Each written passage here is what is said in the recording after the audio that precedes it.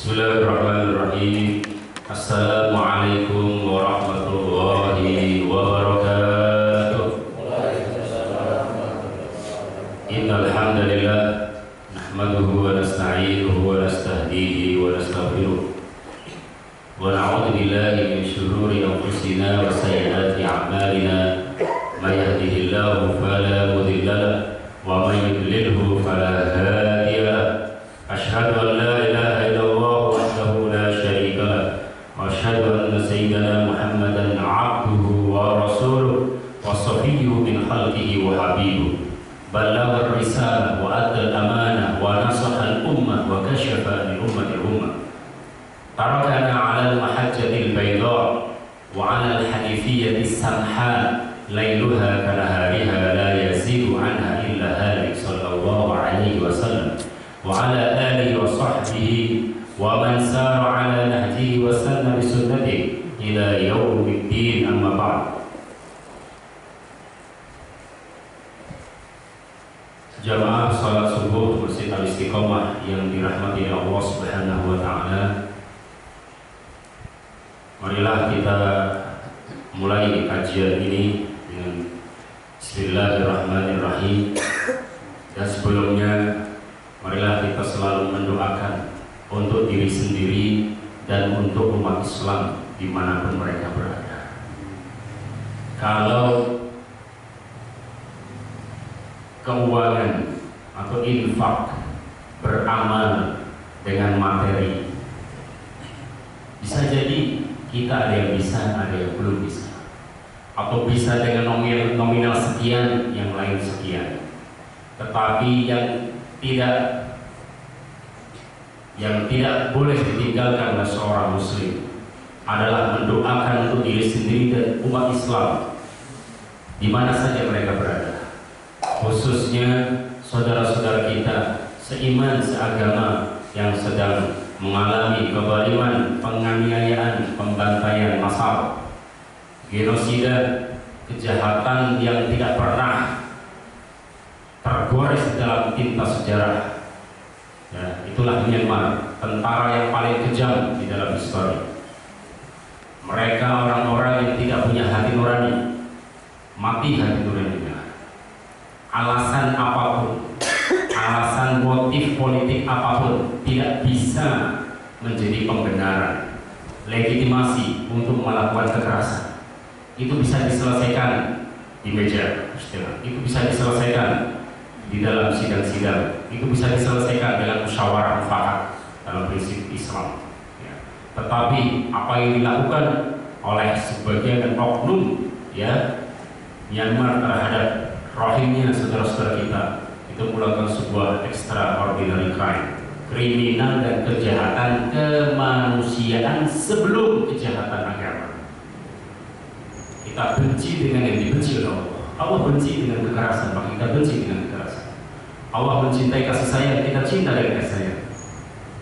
Rasulullah tidak suka dengan kezaliman dan penganiayaan. Kita tidak suka karena Rasulullah tidak suka. Itulah kesempurnaan keimanan kita kepada Allah dan Rasulullah SAW. Jadi sekali mudah-mudahan melalui forum ini, melalui majelis ini, melalui sholat jamaah kita ini, mudah-mudahan Allah SWT mendengar jeritan kita, Allah mendengar tangisan kita, Allah mendengar munajat kita dan doa kita. Mudah-mudahan apa yang kita panjatkan untuk saudara-saudara kita di Rohingya diterima oleh Allah SWT, dikabulkan oleh Allah sehingga segera Allah memulihkan masalah yang ada di Myanmar. Allah SWT membalas ya, dengan hukum Allah SWT orang-orang yang zalim.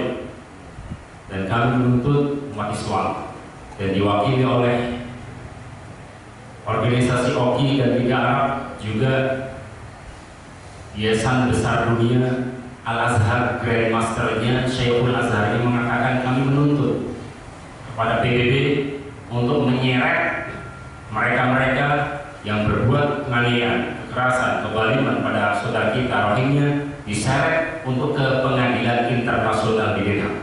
Allah balas dengan sebaik-baiknya balasan ya. Amin ya rabbal alamin. Hadirin sekalian, kita bantu apa yang kita bisa bantu. karena mereka adalah tubuh kita. Kalau satu tubuh sakit kata Rasulullah, semuanya sakit Pak. Kalau kita sakit gigi, ya kan kita sakit gigi, nyer-nyeran, kepala pusing, mata buyar, betul apa tidak? Ya kan? Kemudian tangan pegel, loyo, badan demam, betul? Ini seakan-akan gigi salah satu gigi kita atau kepala kita, saudara kita di rahimnya sakit, maka itu ikut sakit. Mereka sakit, itu sahabat yang bisa tidur. Kalau Rasulullah dan sahabat yang lain itu bisa nyenyak tidurnya. Kalau mereka belum aman nggak bisa tidur. Tapi bagaimana dengan kita? Semalam tidur nyenyak apa tidak? Kalau nyenyak berarti itu menanyakan saudara-saudara kita.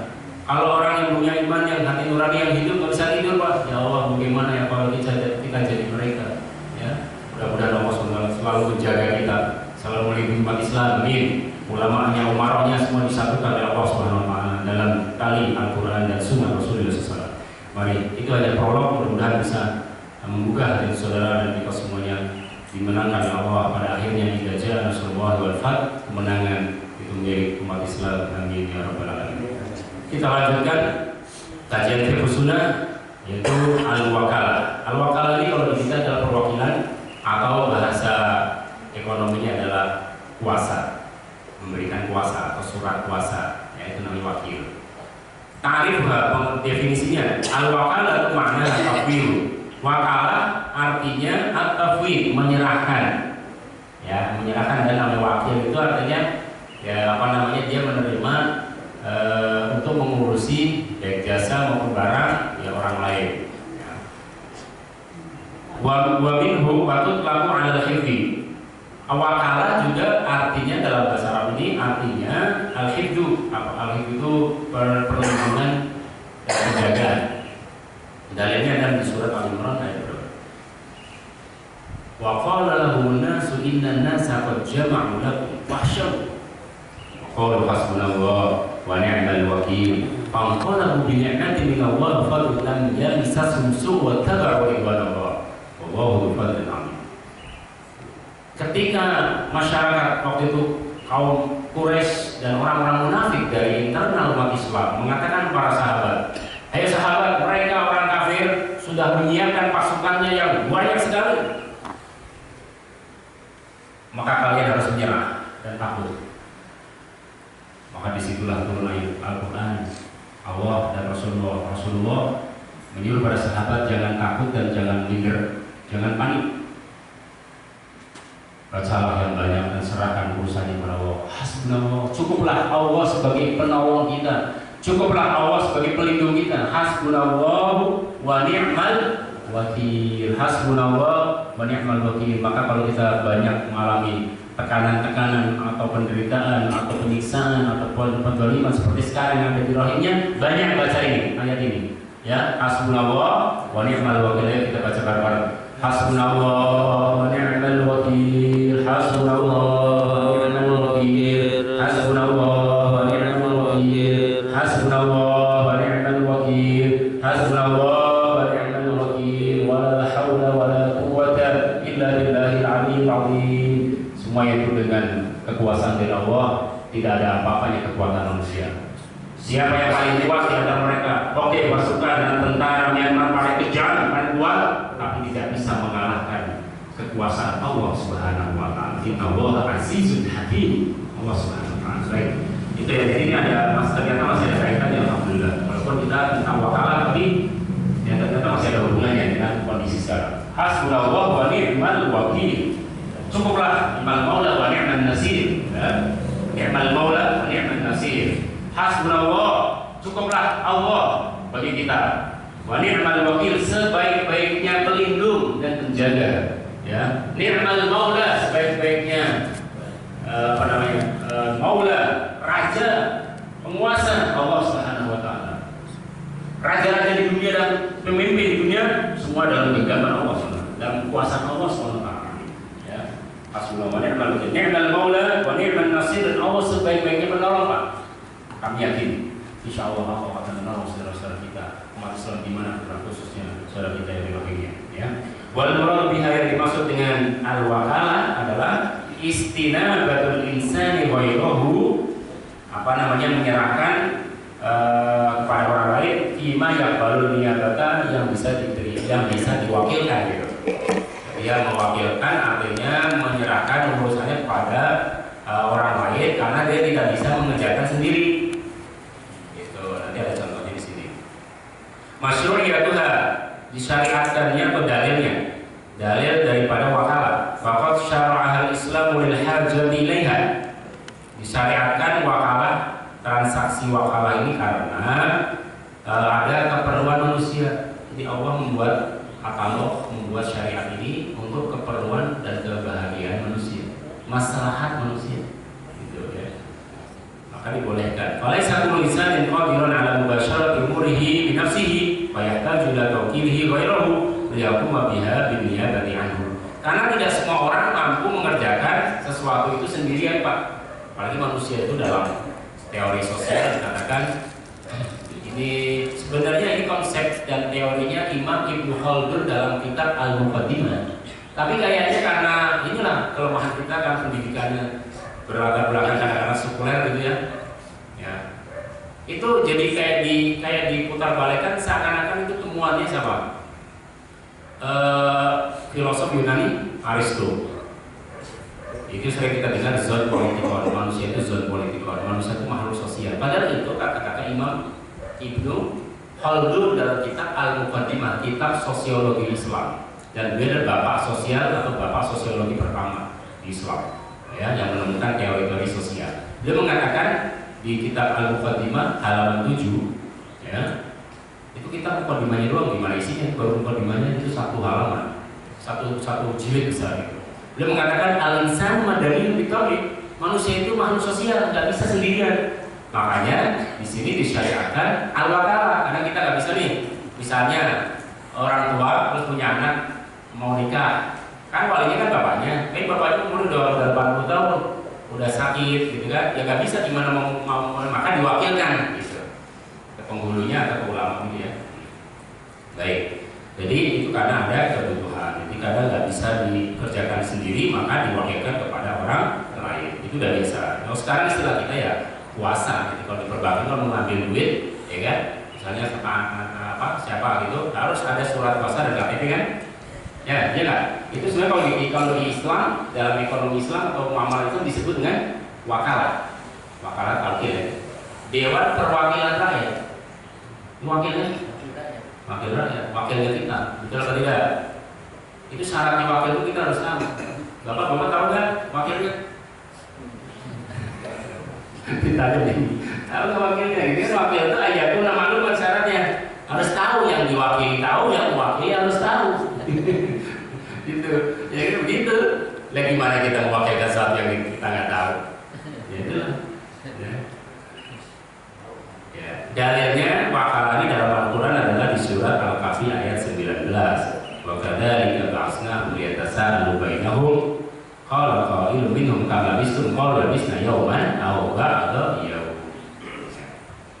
Demikianlah kami utus seseorang di antara 3 orang Ashabul Kahfi itu untuk beli makanan. Jadi mereka tidur berapa? 300 tahun, ya kan?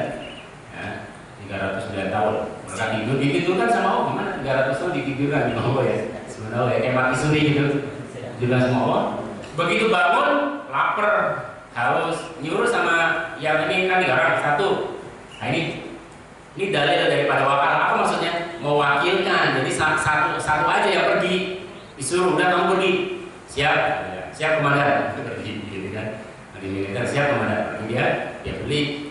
Ketika beli kan pakai duit yang dia ada di kantong dia. Begini kaget yang di tokonya. Nah, ini duit apaan nih? Udah gak berlaku lagi nih mas. Oh, nah itu itu dulu 300 tahun yang lalu gitu. Kalau sekarang tadi jadi apa barang antik ya. Gitu. Akhirnya, ya nah di sini artinya apa, saudara sekalian?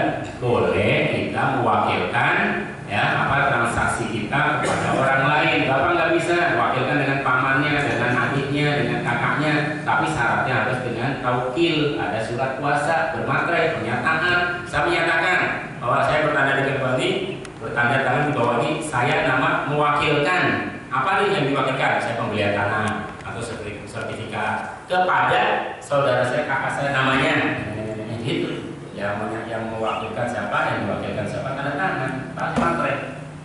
Subhanallah, ternyata dari dulu Rasulullah sudah mengatur itu sudah 14 abad yang lalu, sehingga nggak berantem, nggak ada persengketaan karena lo begitu aja. Kadang-kadang sekarang ini zaman fitnah sertifikat tanah bisa double mah, bener.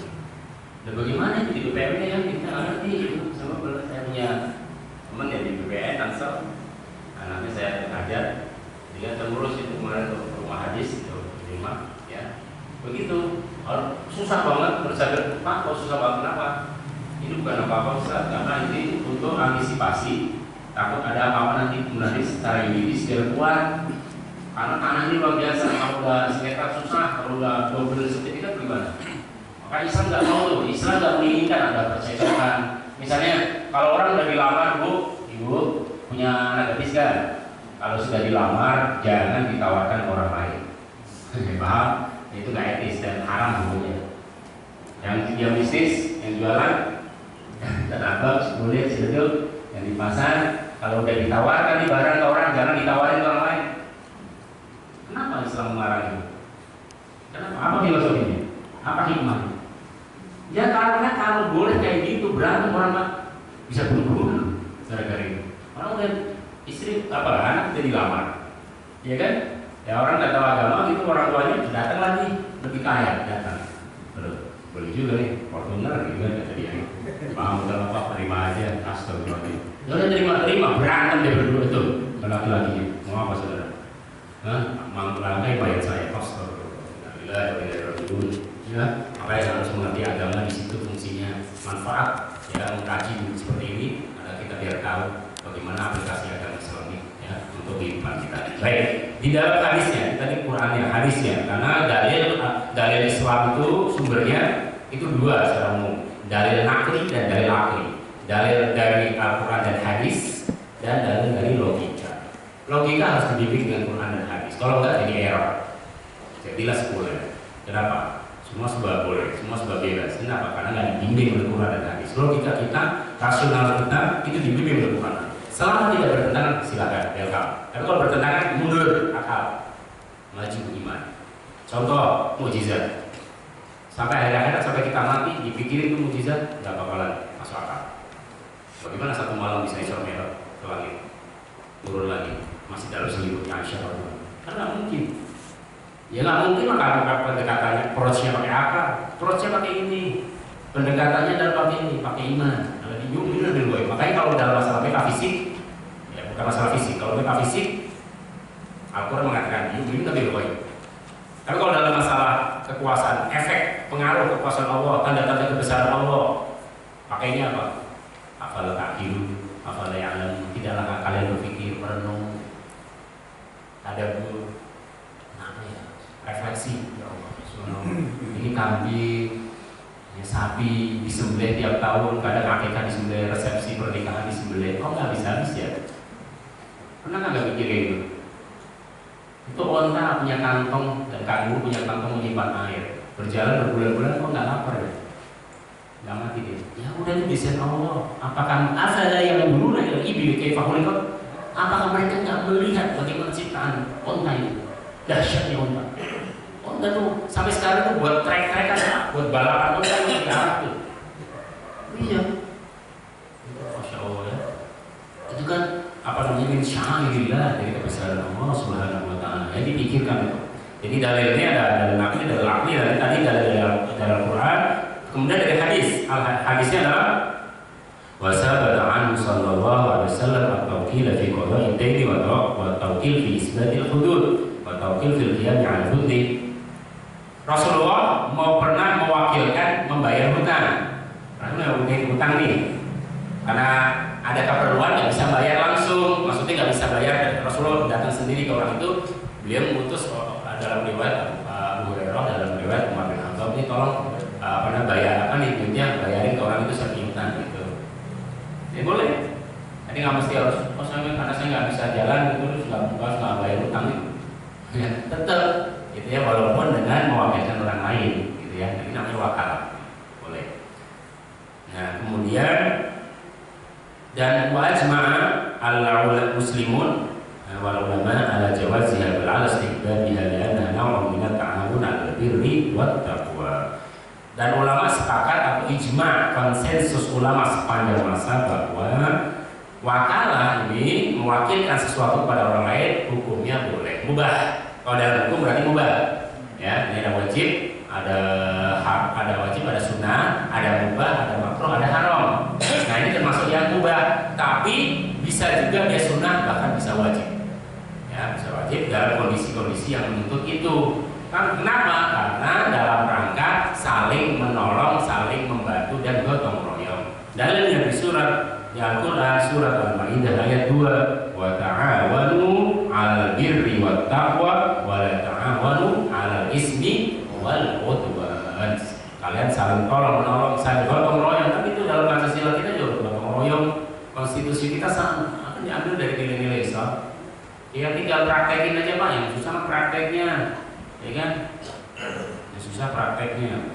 Wa yaqulu Rasul sallallahu alaihi wasallam, Rasul bersabda, wallahu fi aunil 'abdi ma kana al-'abdu fi auni akhihi. Ini diriwayatkan Muslim ya. Jadi dari Abu Hurairah radhiyallahu anhu, Rasulullah bersabda, Allah akan membantu seseorang apabila seorang itu membantu orang lain. Masya Allah, ini benar-benar teori sosial manapun nggak bisa mengalahkan teori Rasulullah SAW. Allah akan menolong kehidupan seorang apabila dia menolong orang lain. Benar nggak? Bicara betul-betul, silahkan kalau nggak percaya, yakin dengan konsep ini, bahagia. Ada orang adik misalnya operasi sesar, artinya sedikit, aduh gimana ya, saya butuh sebenarnya buat ini, tapi ya udah bismillah niat buat awal. Apalagi kalau saudara itu pahalanya double Pak. Sedekah ke saudara, membantu ke saudara, adik, kakak, paman, bibi atau orang tua, itu 2 pahalanya double. 1 kata Rasulullah, sedekahun yang pertama, yang kedua wasilatun, dan menjalin silaturahmi semakin erat. Kalau ibu gitu ya, misalnya ya kadang-kadang namanya manusia hidup ya pasti ada aja kadang-kadang apa sih, ada keregangan hubungan, betul apa tidak, misalnya dengan adiknya karena mungkin ada apa gitu sedikit cekcok, itu cara mencairkannya gimana? Ya ini tipsnya dari Rasulullah. Kalau ada misalnya ada hajatan, udah kasih beras 1 timpang, ini kok buat bantuin, buat nambahin aja deh gitu, mau uang berapa misalnya 200.000, 300.000, kira-kira senyum nggak dia? Kira-kira senyum nggak Bu? Bener, coba kalau nggak percaya praktekin deh tips dan kiat dari Rasulullah. Maksudnya orang tadi benci banget nih kalau kita ya Bismillah karena Allah nyatin udah dulu preman aja dikasih dulu Pak, ya beda lah karena mau nyebrang gitu ya, ada Pak Oga kasih 5.000 aja deh, nggak usah kan besok 2.000 kasih 5.000, gini-gini kan wajib gitu. Iya ya, jadi subhanallah, itu teori sosial Rasulullah luar biasa ya, benar-benar nih. Kita ini dicintai oleh banyak orang, kita disenangi banyak orang, maka ini tipsnya ya, kita suka nolong orang. Kalau kita suka nolong orang, nanti kita dibantu orang atau anak kita dibantu orang secara langsung atau nggak langsung, directly atau indirectly, langsung atau nggak langsung, cepat atau lambat, dunia atau akhir, atau nggak gitu ya, nggak usah khawatir, kita nggak ada sia-sia, pokoknya udah ya, karena Allah SWT gitu. Bantu nih rohingya jangan dipolitisin, rohingya jangan dipolitisin. Mudah ya Allah, saya ingin membantu saudara saya. Bagaimana kalau saya jadi mereka ya Allah, jagalah kami, jagalah mereka. Mereka ingin beribadah, apa sih salah mereka? Memang salah kan beribadah? Bukankah itu sudah kesepakatan Jenewa dan PBB? Mana itu MOU tentang hak asasi manusia? Mana? Kalau satu di antara mereka mati, geger semua seluruh dunia, kayak orang Brooklyn. Jadi masa nggak luar, nggak negeri, nggak semuanya cuma memberitain. Kalau satu di antara mereka mati, ya gitu. Tapi kalau kita ratusan orang, mana suaranya? Kayak kuburan. Kata Syekh Azhar itu kayak kuburan nih, kayak kuburan. Maka dibangunin sama Syekh Azhar.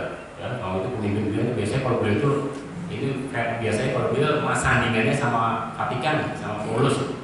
Kalau dialog gitu. Karena dunia ya, maksudnya dunia. Kalau dia bilang gini, didengar. Kata beliau, Liga Arab, OKI, negara apa? Lembaga LSM, NGO, non government organization, apa LSM kalau kita, nasional maupun internasional. tentang hak asasi manusia dan Komnas HAM harus berbuat dan harus menekan pada pemerintah Myanmar, ya, menekan penindasan, menekan kezaliman. Siapapun mereka, civil society harus dijaga, dan itu udah kesepakatan internasional, harus dipatuhi. Sebelum agama loh, sebelum kita bicara sebelum agama. Kalau agama udah pasti kan, agama belum bicara masalah manusia, humanity, care for humanity. Mana hak asasi manusia? Mana hak hidup? Mana hak keamanan? Jangan salahkan kalau mereka mengungsi besar-besaran hampir 1 juta. Loh gimana kita mau dia mau sholat mau diancam, mau dibunuh? Orang kalau mau dibunuh itu bisa orang kalau terpaksa gitu dia bisa berpura-pura, dalam aturan ada. Illa man ukriha wa qalbuhu mutmainnun bil iman. Hamba biasanya mau dibunuh kalau kamu nggak murtad, kamu nggak ngikutin kami kata Quraisy, bunuh. Kata Rasulullah. Kemudian dia bohong, iya gitu. Mana takut? Begitu nih Rasulullah, saya bagaimana saya mau dibunuh, saya bilang iya dah saya. Apa kata Rasulullah? Fa'ina'atu fa'ud. Kalau mereka gitu lagi, kamu ulangi lagi nggak apa-apa. Maka turunlah ya. Kalau terpaksa, bayangkan saudara. Di sini kata para ulama usul fikih dan maqasidus syariah tentang filsafat hukum Islam, kata Imam Asy-Syafi'i dalam kitab Al-Muwafaqat, itu kitab pertama dikarang tentang hak asasi manusia. Human right, versi Islam ada 5. Jaga akal, jaga harga diri, jaga agama, jaga harta, jaga keluarga. Jadi kalau ada yang mau merampas hak-hak ini, kita wajib melawannya dan mempertahankannya. Kalau kita mati, syahid dari sini. Syahid dari sini. Man qutila duna mali fa huwa syahid. Man qutila duna ilmi fa huwa syahid. Barang siapa yang dia mempertahankan haknya, ya, kemudian dia terbunuh, dia syahid. Contoh misalnya suami, istrinya mau dibunuh, emasnya mau dirampok, terus kemudian dia menangis dan melawan atau mempertahankan, membela suaminya, kemudian tertusuk dia, maka itu mati syahidul akhir.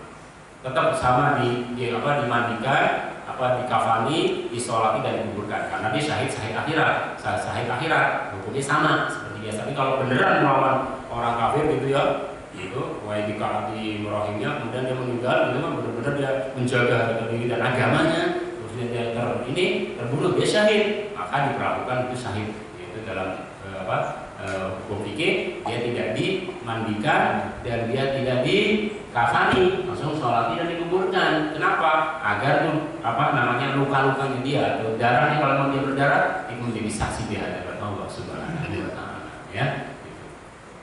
Baik. Syaratnya sekarang, rukunnya arkanuha wa qala 'abdun minal uqud fala tasihu illa bi istifa'i arkanha min al-ijab wal qabul. Perwakilan ini salah satu bentuk transaksi yang diatur dalam Islam, yang intinya rukunnya adalah kesepakatan. Sepakat gitu. Harus sepakat, makanya ada dua belah pihak nih, ada yang mewakilkan, ada wakil. Misalnya mau beli tanah, ada calonnya. Nah, calonnya ini fungsinya misalnya jadi wakil, karena dia mengurusi administrasinya, dia menghubungkan ininya, jadi yang mau jual dan membeli gitu ya. Nah, terus nanti dia dapat fee-nya, itu semua ditulis dan diwakilkan. Nanti bikin surat kuasa, kasih materai, tanda tangan gitu. Ya, supaya tidak ada masalah. Mungkin itu aja banyak masalah, karena apalagi nggak ada, lebih ini lagi ya. Gitu. Jadi memang Islam sudah mengatur sedemikian rupa supaya tidak ada pertengkaran, supaya tidak ada perkelahian di antara kedua belah pihak yang melakukan transaksi apapun bentuknya, termasuk mewakilkan sesuatu atau surat kuasa. Syurutuha, syaratnya, wal wakalah la tasihu illa idza istakmalat syurutuha. Wakalah tidak dianggap sah ya, kecuali kalau memenuhi syarat. Satu, syarat yang mewakili. Wa yushtaratu fil muwakkili an yakuna malikan litasarrufi ma yuwakkal fi. Orang yang mewakilkan sesuatu itu dia harus mempunyai otoritas barangnya atau jasanya. Nah, kalau itu barang milik orang, di mana diwakilkan? Atau sholat diwakilin? Enggak, sholat diwakilin. Sholat itu urusan sendiri begitu, Pak. Jadi ada sesuatu yang tidak bisa diwakilkan, ada sesuatu yang bisa diwakilkan, gitu. Yang tidak bisa diwakilkan tadi, contohnya person, privat banget. Privat banget itu contohnya sholat. Ya kan, sholat gimana diwakilkan? Apalagi puasa bisa diwakilkan. Ya, terus kalau meninggal, terus di istilahnya ada namanya fidyah atau dikodok oleh ahli waris beda lagi ya, pengecualian. Ya, tapi ini secara umum ya ada yang bisa diwakilkan ada yang enggak. Ya, baik 10 menit lagi kita diskusi. Syurutu al-muwakil, wa istaratu fil muwakil, tadi muwakil ya. Syurutul wakil sekarang itu jadi syaratnya jelas tadi ya. Jadi dia yang memiliki, yang ingin mewakilkan harus punya kepemilikan penuh, menguasai barang itu. Artinya nih, misalnya menjual tanah, itu tanah milik dia, bukan tanah sengketa, bukan tanah orang, gitu, bukan tanah sitaan. Ya, gimana kalau sitaan nggak bisa lah? Gimana dia mau mewakilkan sesuatu yang menjadi sitaan orang atau perbankan atau apa sitaan atau gadaian? Nggak bisa, karena dia masih tergantung oleh ini orang lain. Jadi harus penuh ini dia. Yang syaratnya yang mewakili, al-wakil, wa yashtaratu fil wakili an yakuna aqilan. Orang yang mewakili, yang mendapatkan mandat surat kuasa itu harus orang yang berakal, Pak. Jangan ngasih surat sertifikat ngurusin sertifikat orang gila. Yang gila siapa? Yang gila yang ngasih itu. Orang gila disuruh, tolong kamu ya gila ya bintang di sini. Tolong ya ini beliin ini aqua di situ. Aqua sama rokok di satu, aqua galon 3. Nih gua galonnya kosong nanti. Udah galonnya nggak balik, duitnya kagak balik, orangnya nggak balik. Itu yang salah siapa? Yang salah orangnya, bukan Islamnya. Islam udah mengatur. Nih, kalau makanya orang berakal, Pak. Itu Myanmar orang nggak berakal gitu. Siapapun dia kalau menyakiti orang nggak berakal. Apa sih fungsinya? Masa kalah sama hewan? Emang singa ada yang menyayat-nyayat, ada singa yang mutilasi, ada singa yang ada macan gitu, yang apa namanya menembak, ada macan yang apa namanya memanah, mengkampak gitu, ada. Berarti yang melaksanakan hak asasi manusia itu singa ya, hewan ya. Maka benar kata Allah SAW disindir dalam Al-Quran, ulaika kal an'am bal hum adall. Mereka seperti binatang, animals, bahkan lebih kejam daripada binatang. Memang manusia kalau ada kesehatan lebih kejam dari binatang. Oh, bila mudah-mudahan Allah memberikan kepada kita rasa kasih sayang.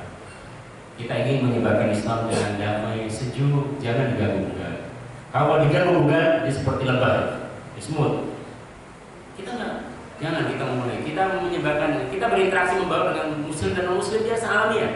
Karena Islam menyebar di Indonesia juga begitu, di mana-mana begitu, dengan akhlak, dengan sifat yang baik. Tapi kalau diganggu, gimana Pak? Masa salah gitu mempertahankan ini? Enggak dong. Siapapun apapun agamanya pasti kalau disakiti dia akan marah, kalau disakiti dia akan membela, betul atau tidak? Nah, jangan salahkan.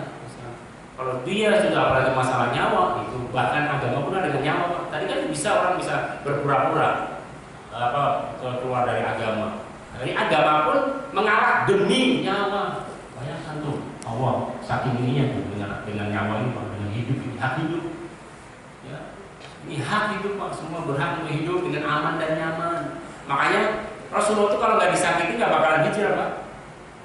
Kalau nggak disakiti, nggak diembargo, nggak diboykot, nggak disiksa, sahabatnya nggak hijrah. Karena nggak bisa lagi sholat dengan aman, nggak bisa lagi haji umrah dengan aman, nggak bisa lagi sedekah dengan aman, nggak bisa lagi berdakwah dengan aman, ya gimana lagi?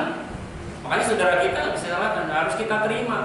Saya nggak ngerti cara pikir sebagian orang dan sebagian, masya Allah, mudah-mudahan Allah memberikan kesadaran yang menyadarkan.